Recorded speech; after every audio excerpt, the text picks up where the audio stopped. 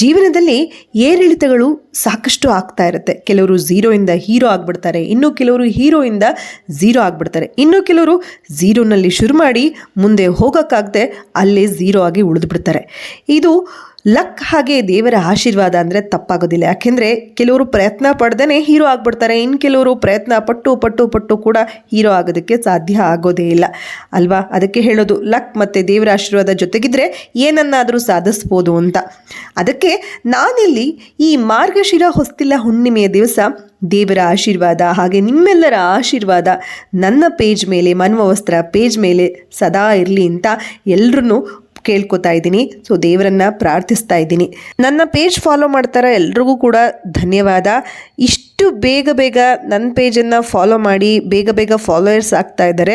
ಇಷ್ಟು ಕಡಿಮೆ ಸಮಯದಲ್ಲಿ ಇಷ್ಟೊಂದು ಫಾಲೋಯರ್ಸ್ ಬೇಗ ಆಗ್ತಾ ಇರೋದು ನಿಜವಾಗ್ಲೂ ನನಗೆ ತುಂಬಾ ಖುಷಿ ಕೊಡ್ತಾ ಇದೆ.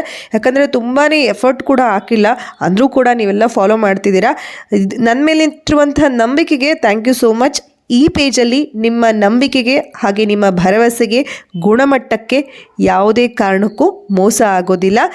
ನಿಮ್ಮ ಸಪೋರ್ಟ್ ಸದಾ ನಮ್ಮ ಮೇಲಿರಲಿ, ಈ ಪೇಜ್ ಮೇಲಿರಲಿ. Thank you so much. Thanks for your support.